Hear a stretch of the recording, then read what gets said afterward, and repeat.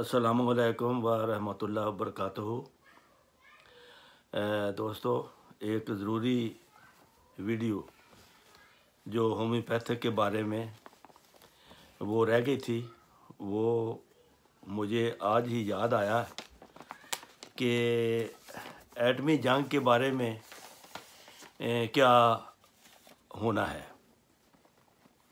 एटमी जंग जो है वो एक लाजमी चीज़ है, जल्द या बदेर होनी ज़रूर है, क्योंकि कुरान शरीफ में अल्लाह ताला ने कई सूरतों में, मसलन सूरत दुखान में है, अगर आप पढ़ लें, उनमें ये वादा है कि पहाड़ इस तरह उड़ाए जाएंगे जैसे रुई हो,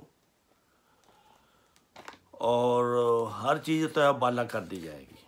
जब इंसान इंतहाई तरक्की करके अपने ख़्याल में वो दुनियावी लिहाज से उड़ रहा होगा तरक्की की मंजिलों में, तो उस वक़्त जब इंसान हदायत से भी दूर हो जाएगा, उस वक़्त फिर ये अज़ाब अज़ीम की सूरत में ये पहाड़ उड़ाए जाएंगे। वो किस तरह उड़ाए जाएंगे, हमें यहाँ रहकर ये पता चलता है कि एटमी ताकत मुल्कों में इतनी हो गई है।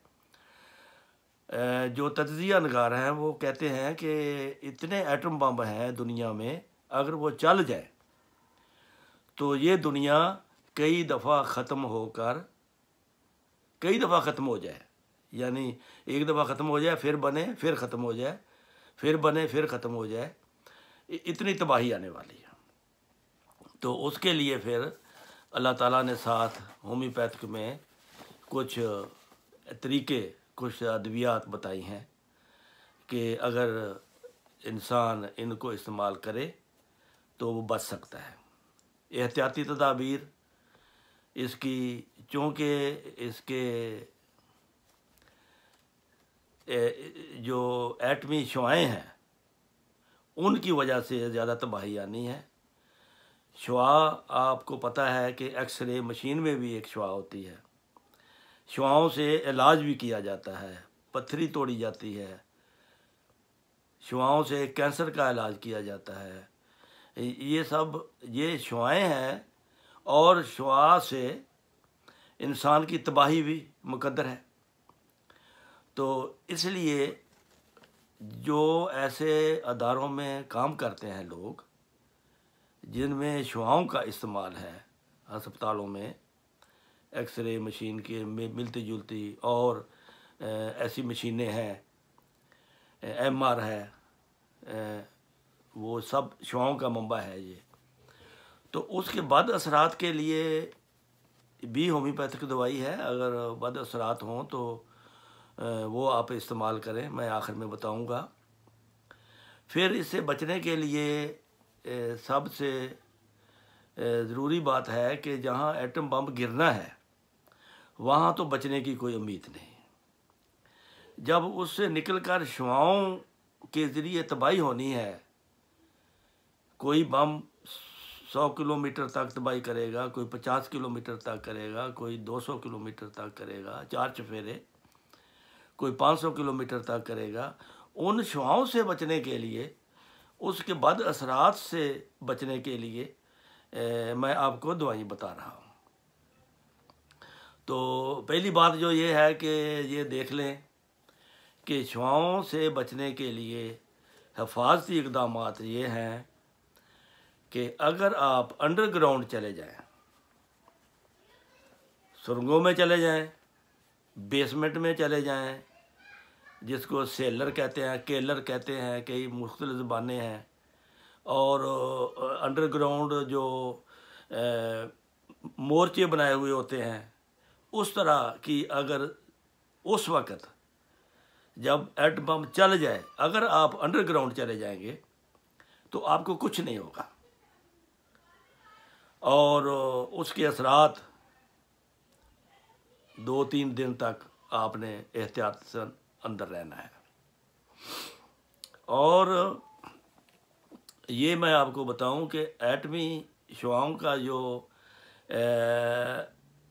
मरहला होना है वो ज़मीन से, सतह ज़मीन से 1 फुट छोड़कर ऊपर वो मार करेगी।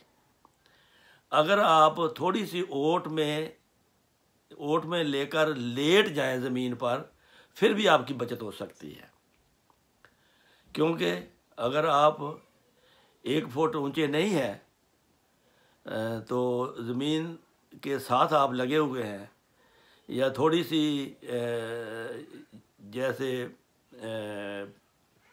बन्ना होता है, बट होती है, या खाड़ा होता है पाकिस्तान में ज़मींदारों के खाले, अगर उसमें भी लेट जाए इंसान तो फिर भी एटमी शुआओं के असरात से बच सकता है। ये मैं आपको बता रहा हूँ कि किस तरह हम उनसे बचना है। अगर आपको अटैक हो गया है, अटैक होने से पहले वो अद्वियात आप इस्तेमाल करें, अटैक होने के बाद भी आप इस्तेमाल कर सकते हैं।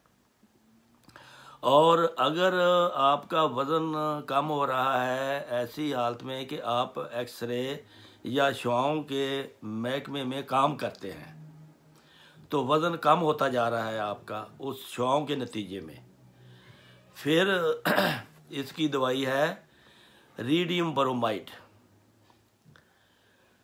रीडियम ब्रोमाइड शुआओं के बद असरात से बचाने के लिए ये अगर असरअंदाज होती है, उससे वज़न कम होता जा रहा है या और अलामत आप में पैदा हो रही हैं, वो आपने रीडियम ब्रोमाइड कोशिश करें 1 लाख ताकत की हो, आपके पास 10,000 ताकत की हो, 1,000 ताकत की हो और 200 की हो।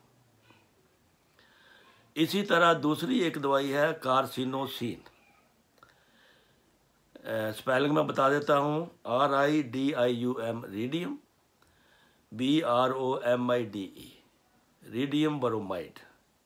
1,50,000, 10,000, 1,000, 200। बच्चों को आपने 200 देनी है। इसी तरह उम्र के लिहाज से आपने बढ़ाते जाना है।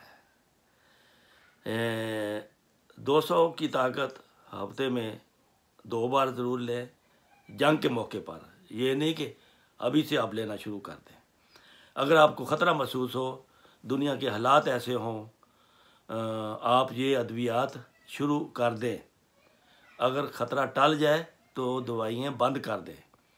अगर अटैक हो जाए तो लाजमी हर शख्स, बड़ा शख्स जो है वो 1 लाख ताकत की एक खुराक ले, उससे छोटा या कमज़ोर है 50,000, जो भी आपके अवेलेबल है, आपके पास है 10,000, 1,000 से भी काम चल जाएगा। अगर आपके पास कुछ भी नहीं है लाख ताकत, 1,000 ताकत की आप जल्दी हफ्ते बाद ले लिया करें, तो फिर भी आप इसके बाद असरात से बच सकते हैं।